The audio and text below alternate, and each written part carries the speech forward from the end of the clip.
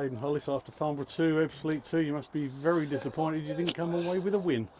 Yeah, of course, and especially the way it happened. It's disappointing to concede late on, but the bigger picture, it's been a 7-point week, 3 away games, 2 wins, 1 draw. 7 points is promotion form from 3 games. Tonight, I was talking to Dennis Kutrib, and it seemed like it took a while to get going, really, to get in your groove. But after about 50 minutes, it started to come together for you. Yeah, I think we need to start games quicker. It's been a little bit of a fault of ours, if you like, if that's the way you can put it. But it does show character to turn it round. And as you say, it's just disappointing when you do concede late on. But you get what you deserve sometimes.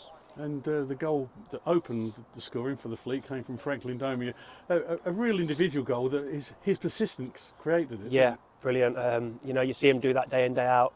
And I've just said to him in there, what a great goal that was.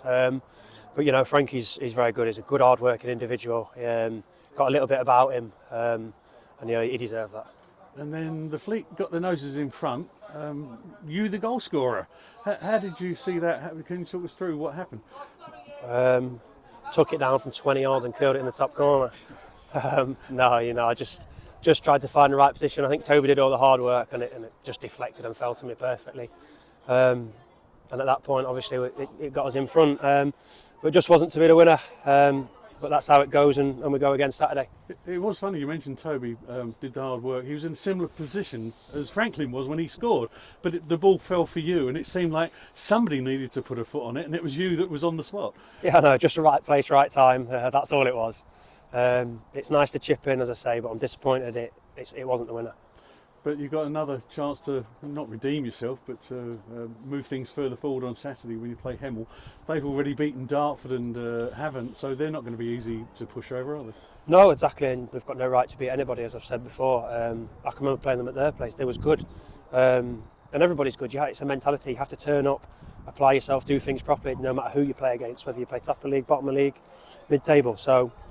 But again, with the team, I fancy us to bounce back, and the squad we've got, I fancy us, and it's just about the right mentality, especially at home.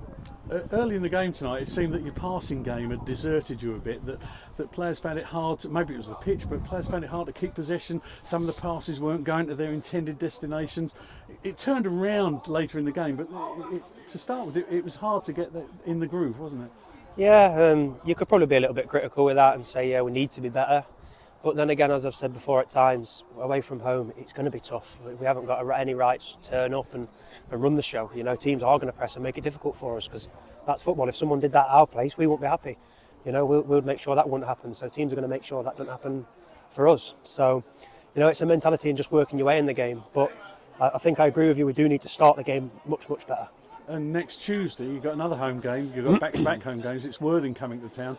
Now, you beat them 6-0 when you played them at their place. They're going to want to get some kind of revenge for that, aren't they? They're not going to want another repeat of that. Of course, yeah, and I've been very impressed with them. They're a good side. It certainly won't be the same.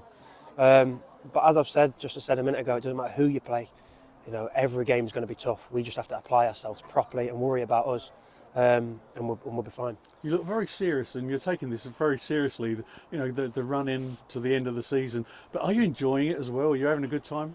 Yeah, of course. We're top of the league. We're winning games. We're in a great team, and we play football of what you think is the right way. Of course, you've got to enjoy it while you're in this position. But you can't enjoy it too much, because we want to get the job done.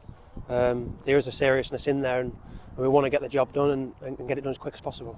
Are you looking at, like, you've just had this run of away games, then you've got a couple of home games. Do you just look at it in little steps towards the end of the season? Yeah, of course. I know it's all cliche, but you've got to take every game at a time. You can't look too far ahead. You've just mentioned Worthing.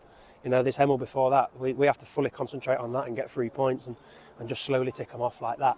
But no game's easy. As I say, you can't overlook anybody. So has Dominic Pollian got to watch out for his golden boot if you're going to start weighing in with goals? Oh, there's not long left for me to do that now. I've got to give him a run next time. Well, you've just told us about a 20-yarder that you scored, that, well, in your mind you did, but maybe we'll get to see it on the pitch before the end of the season. I hope so, probably not either. Let's hope so. Anyway, Well done tonight. It's a shame it wasn't a win, but if you can't win, don't lose. Correct. Absolutely. Thanks, Haydn. Thank you very much.